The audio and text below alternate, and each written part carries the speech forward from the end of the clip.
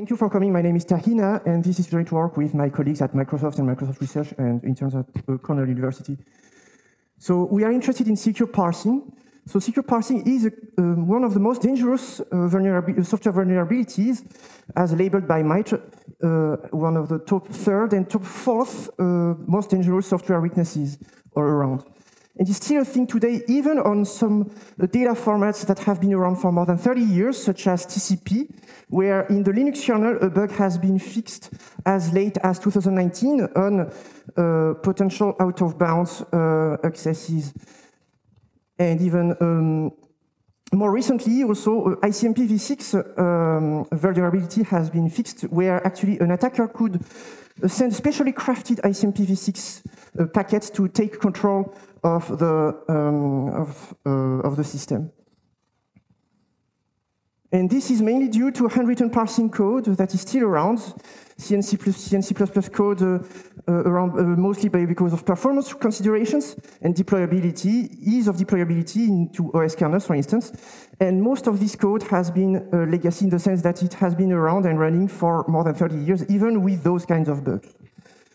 But in the language security community, while it has been long accepted that roll your own crypto is considered harmful, we now argue that roll your own parsers also should be considered harmful. And there have been positive steps into that direction by automatically generating parsers for data formats, say protocol buffers, flat buffers, cat and proto, or even JSON. But all of those tools actually do mandate their own data formats and data container formats. And so those are not suitable to the situations where the formats are dictated by external constraints, such as TCP, ICMP, or TLS, or anything. And so our solution here is Everpath 3D. So basically, from an external source of truth, say a standard, we write a specification of the data format in a descriptive language that we call 3D. And from there, we push a button to automatically generate F-star code and proofs of a parser for these data formats, with the guarantees of memory safety, arithmetic safety, functional correctness, and double fetch freedom, from which we automatically generate high-performance C code. And then, once we have our application, we want to integrate our verified C code into the application. We just discard the old handwritten parsers and integrate our own format code instead. And this is now, such code is already now in Windows and Azure network virtualization, as we'll explain later. So what kind of guarantees do we have? So we have memory safety, so no buffer overruns, and arithmetic safety, no integer overflow. So in particular, when offset computations are then safe from those vulnerabilities. We also offer functional correctness in the sense that we guarantee that all ill-formed packets are rejected and that every valid packet for the specification is accepted. And in our context, we also offer double fetch freedom to avoid time of check to time of use bugs. So basically, our parsers run on input buffers that they don't necessarily fully own, even for just reading. And so they need to ensure that every byte is read at most once, so that actually validation is correct for a logical snapshot of the input data. So what does our 3D specification language look like? So say, for instance, you have data structures with described as C types, as is common in TCP and others. So from these C types, basically structs and unions. But here, for instance, structs with bit field and so on, and with variable length, variable size data at the end. But those information are not present in the C type. So it is just 3D is just a story of augmenting those C data type definitions with, say, value constraints. So constraints that are checked at runtime on the values that are being parsed. Variable length structures to constrain the size and to check that there is enough data and enough input data corresponding to the variable size structures at the end of the packet. value-dependent unions, where the C unions are decorated with the explicit dependency on the value that will give the case. So either that value comes from a parameter or from another value read prior to checking the union case.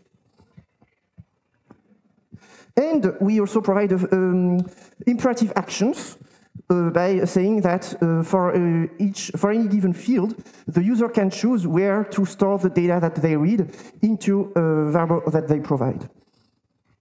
More detail in the paper about how we formalize this 3D language in F star, based on 3D notational semantics of a hybrid shallow deep embedding that we build on top of dependently typed monadic parsing combinators that built on prior work, Unix Security 2019, via partial evaluation and first Futamura projection, thus yielding high-performance C code via the Caramel F*2C compiler based on the low-star subset of F* that builds on prior work, ICFP 2017.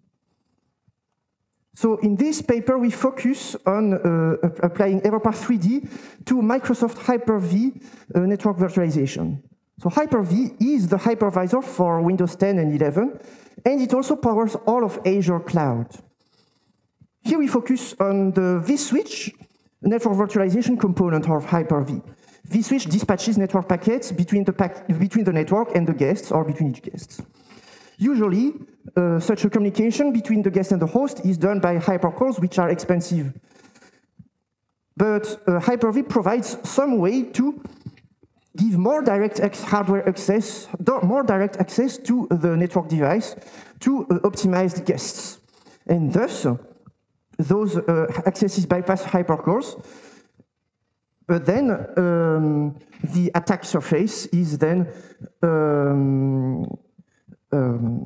we need to protect against attacks from such malicious guests that might actually craft malicious packets and go through the bus that would corrupt the host or other guests, or even gain host access.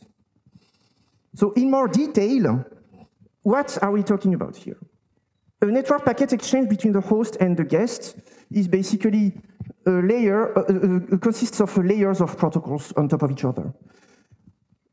First, you have, at the end of the packet, you have the usual network protocols, TCP, IP, and Ethernet, which should be enough when you send in standalone machines. It should be enough to send a packet to the network. But then, in the virtualization context, the guest needs to add more layers to tell the host which virtual switch, virtual network switch to give the packet to. And that's the role of those upper layers, and we need to check that the host needs to guard against ill-formed data for these additional layers. And it's the same thing where when the guest wants to talk to the host network device to set some parameters on the device, say. So now, with Everpath 3D, in Windows 10, 11, and Azure Cloud, every network packet passing through Hyper-V is validated by formally verified code generated by Everpath 3D. We have dealt with 4 such protocols, some of which are proprietary, and other formats, TCP and others, are still in progress. And from there, we wrote 5,000 lines of 3D specification, which verifies in 82 seconds and generates 23,000 lines of C code. And this specification has 0 line of proof, so no proof effort from the user. And the generated code is fast in the sense that we pass internal performance regression tests that impose us less than 2% cycles per byte overhead. In some cases, actually, we even have our code more efficient by virtue of eliminating unneeded copies, since we prove that we read bytes at most once. And the fact that validators operate in place, they don't do unnecessary copies themselves, and the fact also that we follow the specification layering in our specifications allow us to do the check in one single pass so that we can fail early. This has been a multi-year, multi-org effort since the summer 2019 between the research team at Microsoft Research, the product team at, and the testing and the security teams at Microsoft. So we first sat down with the product team to gather requirements. So they wanted parsing actions. They told us about double fetch freedom. They set the performance bar. And they also told us about the generated C code quality, guidelines, and so on for auditability later. And then we figured out with them also the data format specification. Some of those protocols actually don't have any pre-existing specs, so we had to archaeologically design the specification from the existing code. And we also had to preserve for backward compatibility to preserve some features from those code. And from there, we got some complex testing matrices that we had to forward to the testing team. And then, once we get this code we have the security evaluation performed by the security team directly on the specification. Security team wrote a unit test by themselves, and those, of course, tests passed. vSwitch code furthers that were there before we stepped in, they finally stopped finding bugs because malformed packets were properly rejected by our parsers. This helped the security team refocus their fuzzers to refocus them on functionality, fuzzing on the code downstream, that is after our parsers.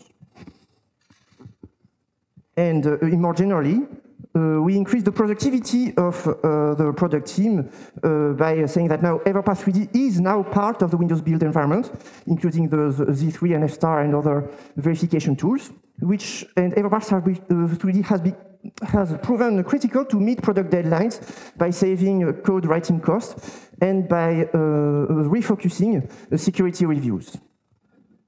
And our code has been now in active maintenance for 2 years already, where the product teams can now and do change the specifications by themselves as they integrate new features without our intervention. They backport to older product versions, and they generated the C code. The generated C code is checked in the product repository to aid other teams' understanding for servicing and so on, for instance, for other parts. And voilà. And so the takeaway of Everpass 3D is that Everpass 3D and verified parsers are a sweet spot for formal verification. We offer strong mathematical guarantees of memory safety and functional correctness, and by virtue of generating provably correct code by construction with zero user proof effort. The code generated is high performance from a high-level data format description, and this actually is a higher return of investment with respect to the attack surface. So Everpass 3D is open source, available from GitHub. Thank you for your attention. So let's thank the speaker again. We have a couple minutes for questions. Please come to the stage. Thank you for the talk. So you mentioned some kind of empirical performance results. I guess another threat model is really worst case performance, like inputs that are maybe causing the thing to hang entirely or cause a denial of service. Did you look at verifying the complexity of the code, or is that an interesting direction for it's an interesting direction to go to by saying that we could even leverage the double fetch freedom guarantee by saying that by counting the number of accesses, but I think this would not be enough because we might also need to look into the cache usage. We have not gone into that direction yet, but it would definitely be interesting. Thank you. Okay, any other questions? I've got a quick one for you. How far down does your verified toolchain go? So you guys have Caramel that compiles it down to C. Do you also then use a verified compiler to generate? Sorry, how far down does your verified toolchain go? So you have Caramel that goes down to C. Do you also generate like verified assembly and binaries? No. Actually, the C generator is not verified yet. So basically, this ICFP 2017 has not been verified yet, but it's somewhere on our track for the future to generate verified C code or even verified concert C code as we already started that effort back then when we wrote the paper, but that part of the work is in progress. Yes. Cool. Thank you. Right. So I just want to follow up the first question. Let's say if I want to, let's say, prove like denial of service with respect to a particular like a worst case cost function. In a sense, let's say I'm expecting that no matter what kind of input, so the parser should not like display any like a exponential or superlinear behavior. So in that case, what you mentioned essentially, first you essentially like require a cost model. But let's say if I can provide this kind of a precise cost model to you, so what would be some additional challenge to your current system to support that? I'm not sure I understand the question because it's... yeah, so let's say I want to essentially enforce some additional property like denial of service with respect to some worst case scenario. Like the parser should not never exhibit any like exponential behavior regardless what kind of input. So if I provide a like precise cost model in your current system, what would be some additional challenge that your system is going to have? Is that just going to work out of the box or? Well, it depends on what you mean by, how you count performance. Because if it's just about input accesses, then the fact that we don't read the bytes more than once is already, is already some valuable already for performance. But more precisely, many of the will also depend on the imperative actions that the user can insert into their specification. And these imperative actions, so far, most of the time, consist in just storing the read value into some data provided, memory locations provided by the application. But we would need to add more restrictions to these imperative actions to avoid performance drift. So basically, we don't see from our generated code, we don't see much of performance drift. That are, the dominating part of the performance drift so far. When we restrict to our parsers, I would say currently, is due to the. Sorry, actually, I don't know where it's due to, from which it's due to. But actually, yes. Yes, I think the cache behavior would be the first target to look at. Yes. Okay. Yeah, that's okay. We can talk offline. Yes. So let's thank our speaker again. Thanks for the great talk. Thank you.